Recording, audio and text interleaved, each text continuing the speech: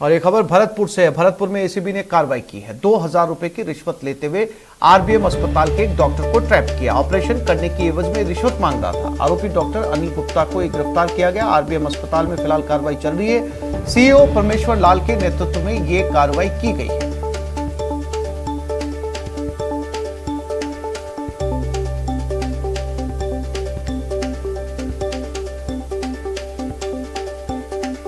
और ये डॉक्टर है और इस पर आरोप है कि ऑपरेशन करने की एवज में इसने 2000 रुपए की रिश्वत मांगी। एसीबी को जब इसकी सूचना दी गई, 2000 रुपए की रिश्वत लेते हुए इस डॉक्टर को गिरफ्तार कर लिया गया है। दीपक पुरी हमारे संवाददाता भरतपुर से हमारे साथ जुड़ गए। दीपक, डॉक्टर का काम होता है ऑपरेशन करना, ऑपरेशन के भी पैसे लिए जा रहे हैं सरकारी अस्पताल में?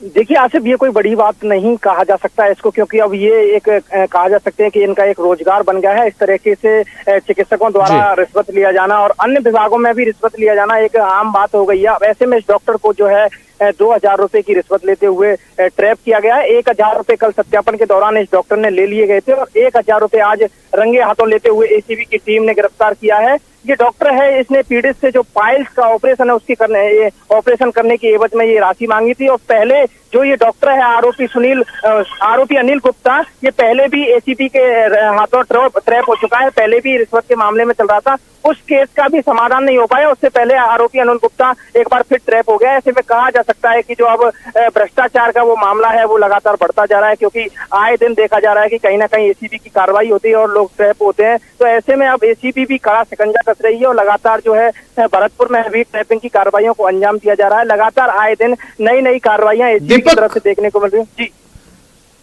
दीपक, आप ये कह रहे हैं कि ये जो डॉक्टर साहब हैं ये पहले भी एसीबी के हत्थे चढ़ चुके हैं, यानी कि एसीबी ने पहले जो है वो अनुशासनात्मक अच्छी कार्रवाई नहीं की।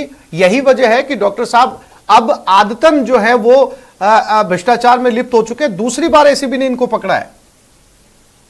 जी ऐसे बिल्कुल, देखिए ये डॉक्टर है अनिल गुप्ता, जो पहले करने की एवज में पहले भी इन्होंने राशि मांगी थी आरबीएम अस्पताल में ही, और पहले एसीबी ने ट्रैप किया था। और जो केस है वो अभी चल रहा था और उसके बावजूद भी जो है आरोपी चिकित्सक अनिल गुप्ता वो भी अपनी हरकतों से बाज नहीं आए और पाइल्स के ऑपरेशन करने की एवज में 2000 रुपए की राशि मांगी। हालांकि 2000 रुपए की एक छोटी राशि होती है, सरकार द्वारा इनको बहुत मोटी रकम दी जाती है तनख्वाह के तौर पर, लेकिन उनसे कहीं ना कहीं ये चिकित्सक जो है संतुष्ट नहीं हो पाते हैं। और आए दिन ऐसी बात देखने को मिलती है कि आरबीएम अस्पताल हो चाहे जनाना अस्पताल हो, डॉक्टरों द्वारा ऑपरेशन करने की एवज में राशि मांगी जाती है। एसीबी की टीम ने पहले भी एक जनाना अस्पताल में एक डॉक्टर को ट्रैप किया था, जो कि स्त्री रोग विशेषज्ञता और एक गर्भवती महिला का जो है नसबंदी ऑपरेशन करने की एवज में जो राशि मांगी थी 5000 रुपए की, उसको ट्रैप किया था। हालांकि वो जो डॉक्टर था वो मौके से फरार हो गया था, उसका जो संविदा कर्मी बाबू था उसको ट्रैप किया गया था। तो कहीं ना कहीं देखा जाता है आसिफ कि अब ये एक नया वो जरिया बन गया है इनका पैसा लेने का, कि ऑपरेशन के नाम पर पैसे मांगे जाते हैं। तो इसमें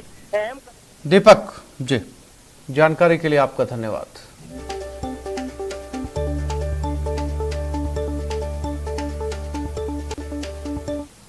ये खबर दौसा से है। खड़ी बस को पीछे से ट्रक ने टक्कर मार दी। श्रद्धालुओं से बस भरी हुई थी। खाटू श्याम जी के दर्शन के लिए जा रहे थे सभी। हादसे में 2 की मौत हो गई, 25 घायल हो गए। घायलों को अस्पताल में भर्ती करवाया गया। बासली चौराहे के पास की ये घटना बताई जा रही है।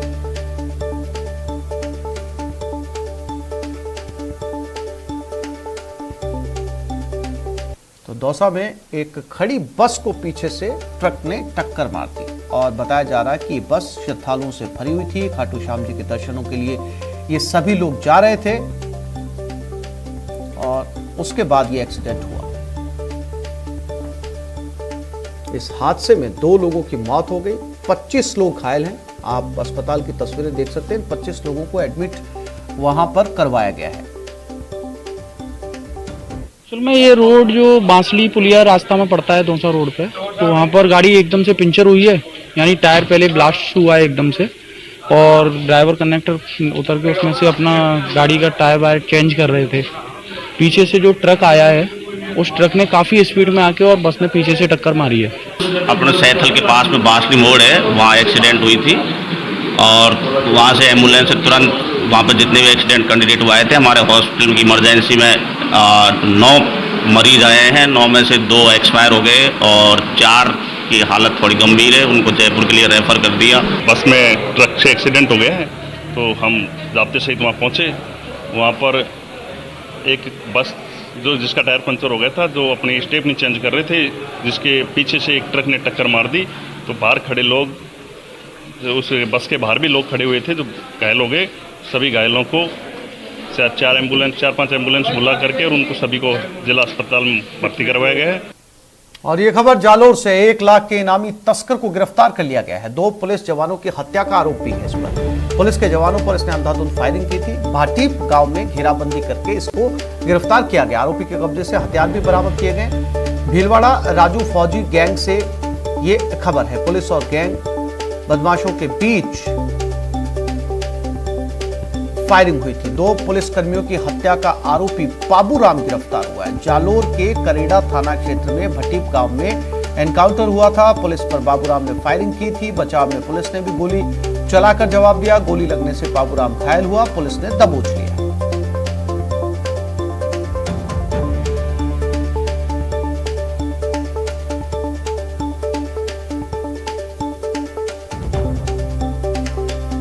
तो जालोर में आज भाटीप गांव में 1 लाख के इनामी बदमाश को गिरफ्तार किया गया। आरोपी के कब्जे से हथियार भी बरामद किए गए। इस पर 1 लाख रुपए का इनाम था। फिलहाल आरोपी पुलिस की गिरफ्त में है।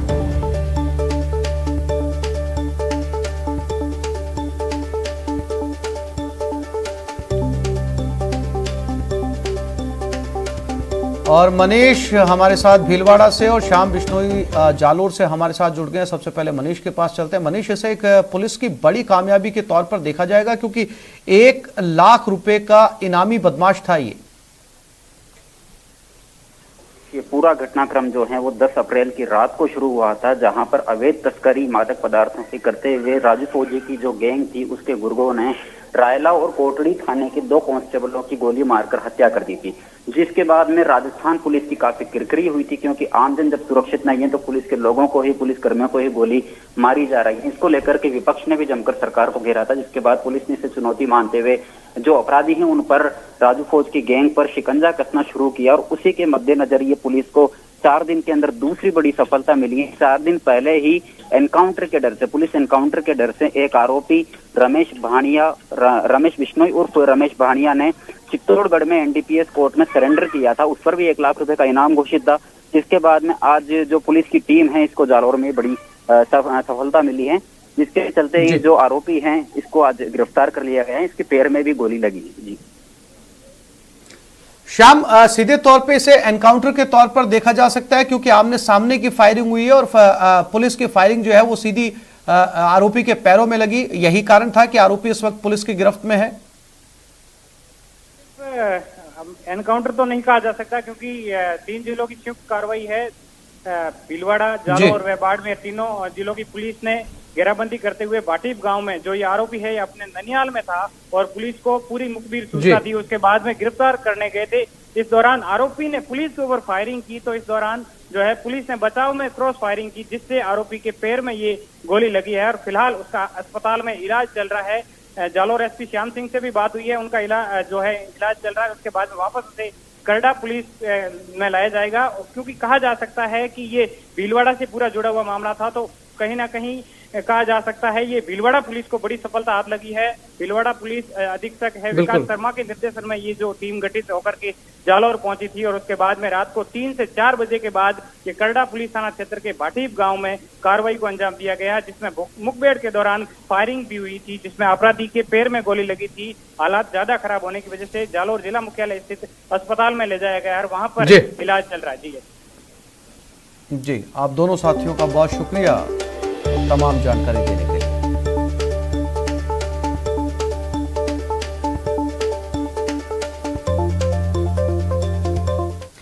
ये खबर दौसा से है, जहां पुलिस ने सिकंदरा थाना क्षेत्र के गढ़ गांव में एक रबर फैक्ट्री पर छापेमारी की। कार्रवाई के दौरान रबर उद्योग पर बड़ी मात्रा में मोटरसाइकिल की फर्जी और 6000 नकली ट्यूब मिली, जिन पर MRF जैसी ब्रांडेड कंपनी का नाम लिखा हुआ है। वहीं पुलिस ने रबर फैक्ट्री के मालिक के खिलाफ भी कार्रवाई की। बड़ी मात्रा में नकली ट्यूब मिलने की सूचना पर मानपुर डीएसपी संतलाल भी मौके पर पहुंचे और मौके का मुआयना किया। फिलहाल पुलिस पूरे मामले की जांच में जुटी हुई है।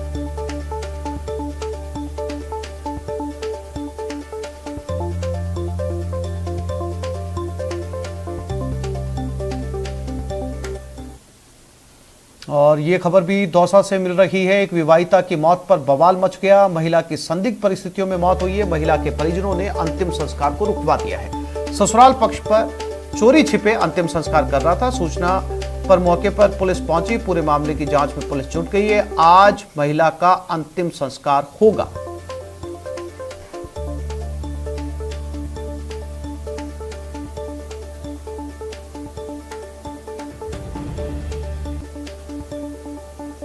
क्या सैनिटाइजर हानिकारक है? क्या टीके आपके डीएनए को संशोधित करते हैं? क्या टीकाकरण आपको कोविड-19 से संक्रमित कर सकता है? क्या ये कुछ सवाल आपके मन में है?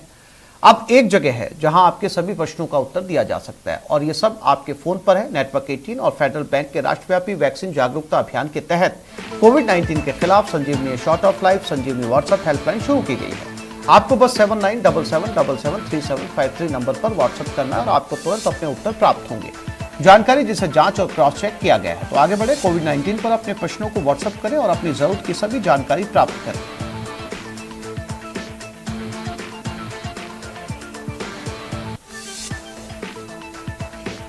और ब्रेक के बाद देखिए कोटा में सैलाब का सितम।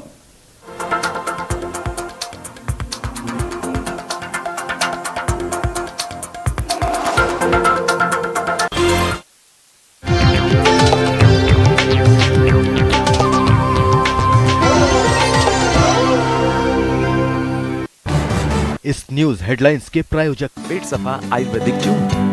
पेट सफा, हर रोग दफा।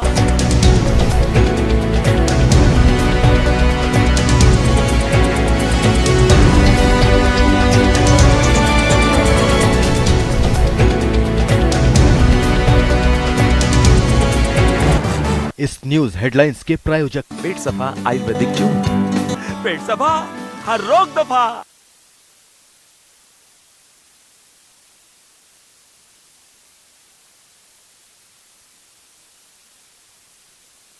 ज्यादा गांव की निचली बस्तियों में पानी भर गया है।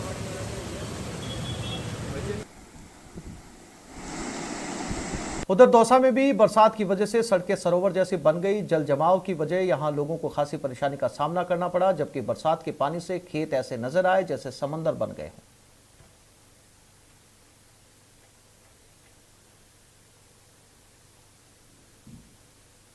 दौसा में भी लगातार भारी बरसात जारी है। यहां बारिश के बाद बांधों में ज्यादा पानी भर गया, जबकि जोधिया गांव की सरकारी स्कूल की चार दीवारी भी बारिश के चलते ढह गई।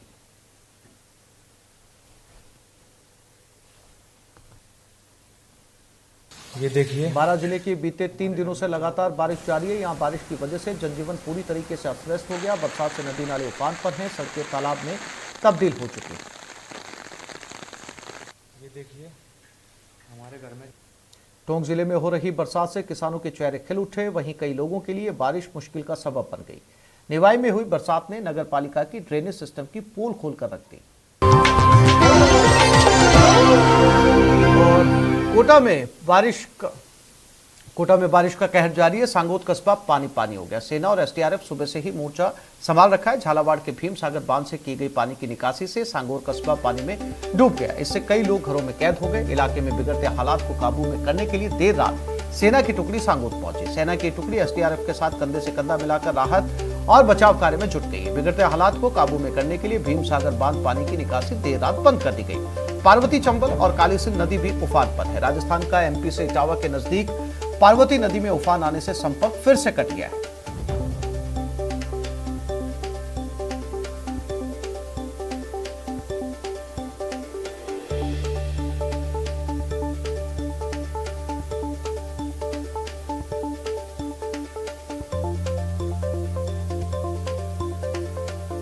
कोटा में लगातार बाढ़ से बिगड़ते हालातों के बीच अब रेस्क्यू के लिए एनडीआरएफ की टीम भी आ गई है। इसके साथ साथ सेना की टुकड़ी भी जो है सांगोद में भेजी गई है, जो रेस्क्यू कर रही है।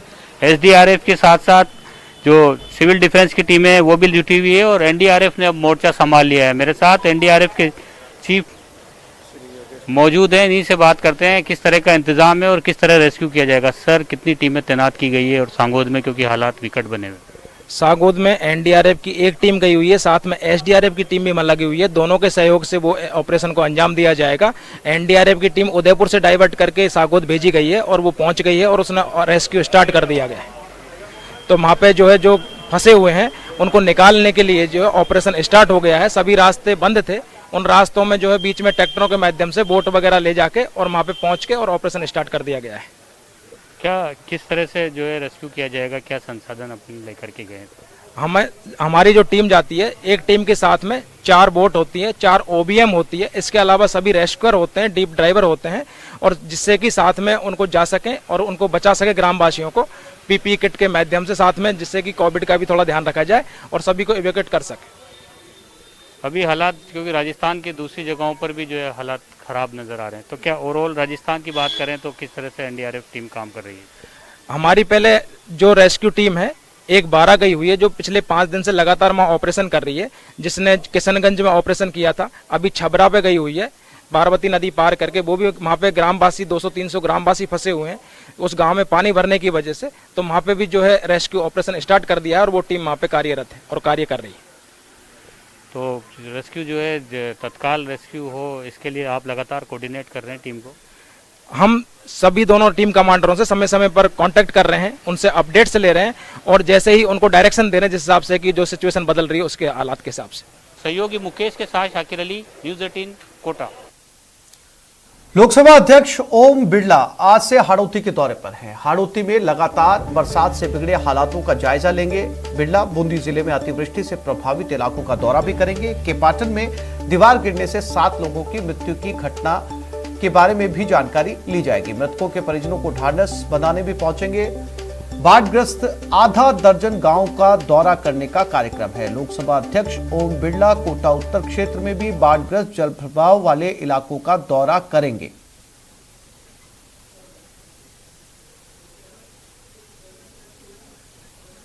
और इसी खबर पर ज्यादा जानकारी के लिए बात करते हैं हमारे कोटा संवाददाता शाकिर अली से। हमारे साथ जुड़ गए। शाकिर, एक बड़ा प्रोग्राम है हाड़ौती का जिसमें लगातार दौरे होंगे, ऐसे परिवारों से भी मिला जाएगा जिनके हादसे के अंदर मौत हो गई है। दूसरी तरफ ऐसे गांव के तरफ भी जाया जाएगा जो बिल्कुल टापू में इस वक्त तब्दील हो चुके हैं। इस जायजे के बाद में ये उम्मीद की जाए कि जो बाढ़ प्रभावित इलाके हैं या जो बरसात की अतिवृष्टि से प्रभावित हुए उन्हें किसी तरह का रिलीफ भी दिया जाएगा सरकार की तरफ से।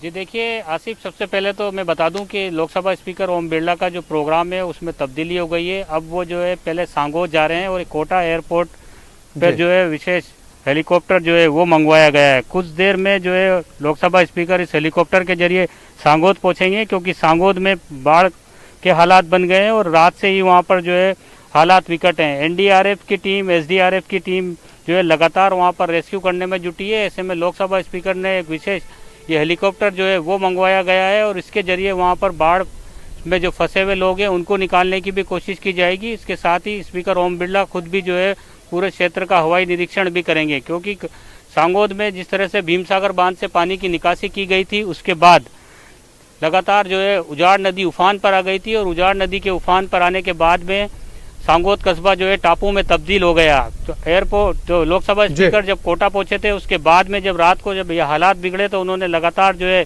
संपर्क किया, राज्य सरकार की जो टीम है उससे भी संपर्क किया। इसके अलावा उन्होंने फिर अपना प्रोग्राम तब्दील कर दिया। अब वो जो है हवाई मार्ग से पहले सांगोद पहुंच रहे हैं और उसके बाद में फिर बूंदी के केशवरायपाटन में जाएंगे।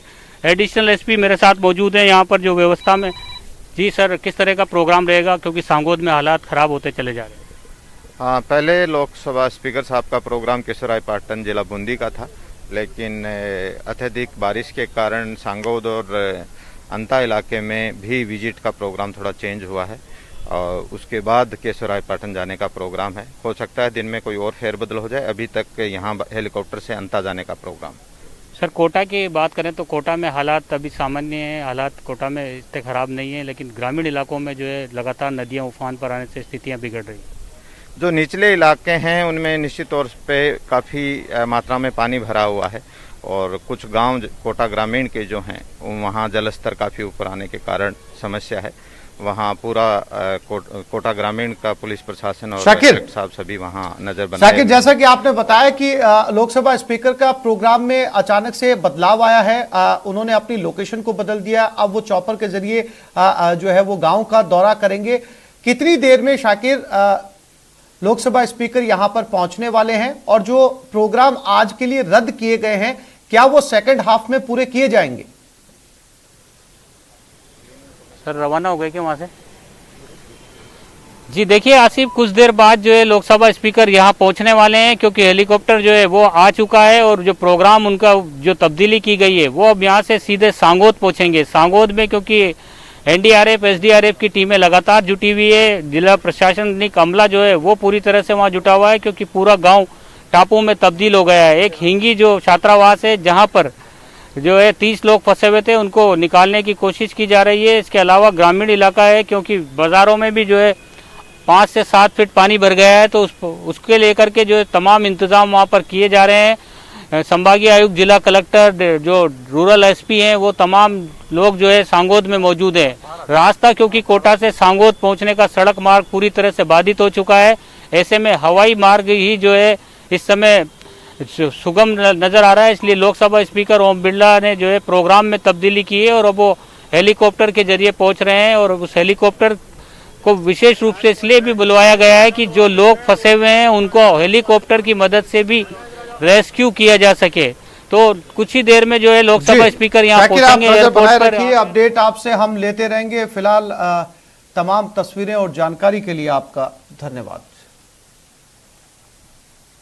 आपदा प्रबंधन राहत विभाग की समीक्षा बैठक होगी। सीएम अशोक गहलोत की अध्यक्षता में यह बैठक की जाएगी। आज दोपहर 1 बजे वीसी के जरिए बैठक की जाएगी। यूडीएच मंत्री शांति धारीवाल, उद्योग मंत्री प्रसादी लाल मीणा, कृषि मंत्री लालचंद कटारिया, खान मंत्री प्रमोद जैन भाया, राजस्व मंत्री हरीश चौधरी, श्रम राज्य मंत्री टीकाराम जूली, कृषि राज्य मंत्री भजन लाल जाटव, आपदा प्रबंधन और राहत राज्य मंत्री राजेंद्र यादव भी इस बैठक में शामिल होंगे।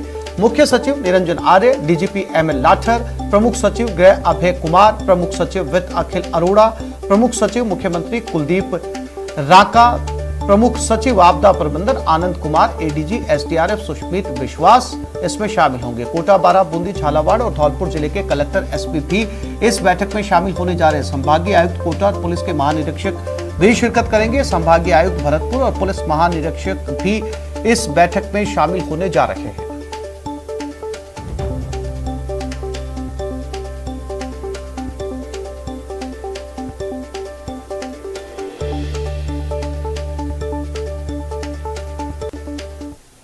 अब बात बरसात के जख्म की।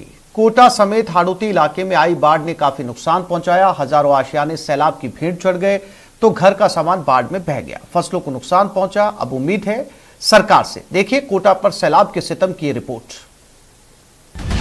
कुदरत का कहर, सरकार से आस। स्थिति बहुत ही दयनीय है। बाढ़ और अतिवृष्टि से सैकड़ों मकान धराशायी हो गए हैं। बारिश खत्म पर जख्म बाकी। जनहानि हुई है, कई जगह मवेशियों की हानि हुई है। एक तरह से व्यवस्था चरमरा गई भारी बारिश के कारण। कोटा में चंद दिनों की मानसूनी बारिश ने सालों साल के लिए जख्म दे दिया। घर जमींदोज हो गए, आशियाना खत्म हो गया, घर में रखा सारा सामान सैलाब में बह गया। बाढ़ ने मानो इनका सब कुछ छीन लिया है। तबाही के बाद जो शेष बचे हैं, ग्रामीण उन्हें समेटने में लगे हैं। शायद कोई उनके काम की चीज बच जाए, लेकिन जल प्रलय ने ऐसा कहर ढाया कि कुछ नहीं छोड़ा। बारिश का सबसे ज्यादा कहर कोटा के इटावा, पीपलदा, सुल्तानपुर, कैथून इलाके में देखा गया। कल तक जिनका अपना मकान था वो अब सरकारी मदद की आस में हैं। खाने को भी कुछ बचा नहीं। भामाशाहों की मदद से 2 वक्त का निवाला मिल तो रहा है, लेकिन सवाल है कब तक। सरकार प्रधानमंत्री आवास योजना के तहत जो लोग पात्रता रखते हैं, जिनका प्रतीक्षा सूची में नाम है, उनको फर्स्ट प्रायोरिटी में मकानों की सुविधा दे। और जो मकान दे गए हैं, जिनका राशन पानी बह चुका है और जो विपदा की स्थिति में रह रहे हैं, उनके लिए तुरंत राहत पैकेज का काम करें। हालांकि सरकार संवेदनशील है और प्रभारी मंत्री लालचंद कटारिया कोटा में भारी बारिश से हुई तबाही का जायजा लेने पहुंचे और जल्द ही पीड़ितों को राहत देने की बात कही। सरकार ने और मुख्यमंत्री जी ने पहल करते हुए आज सभी जिला प्रभारी मंत्री हैं उनको जिलों में भेजा गया है कि तुरंत इसका आकलन करवाया जाए और जो किसानों की हालात बनी है पानी के कारण, क्योंकि ये कोटा एक फर्टाइल इलाका है और यहाँ खेतों में पानी चढ़ गया, फसल अच्छी थी पर अब वो डूब में आ गई, तो जो नुकसान हुआ उसका आकलन होगा। न सिर्फ कोटा में बल्कि प्रदेश में जहां भी बारिश से हालात बिगड़े हैं वहां 7 दिन के अंदर पीड़ितों तक मदद पहुंचाने का दावा किया गया है। मकानों का नुकसान हुआ है, जहां किसान परिवार गांव में गरीब लोग रहते हैं, तो ये सब बातें सरकार के सामने आई है। हम ने 7 दिन का टाइम दिया है कि 7 दिन के अंदर उस गरीब आदमी को सरकार रिपोर्ट लेके मदद करेगी जिसका नुकसान इस प्राकृतिक आपदा से हुआ है। यह पहला मौका नहीं है जब प्रदेश में बाढ़ के हालात बने हों। इससे पहले भी कई बार कोटा सहित राजस्थान की कई इलाकों में बाढ़ से तबाही की दर्दनाक तस्वीरें आई। हालांकि अगर समय रहते पीड़ितों तक मदद पहुंच जाए तो इन्हें फौरी राहत जरूर मिलेगी। कोटा से न्यूज़ 18 राजस्थान के लिए शाकिर अली की रिपोर्ट। छोटे से ब्रेक के लिए रुक रहे हैं, जल्द लौटेंगे।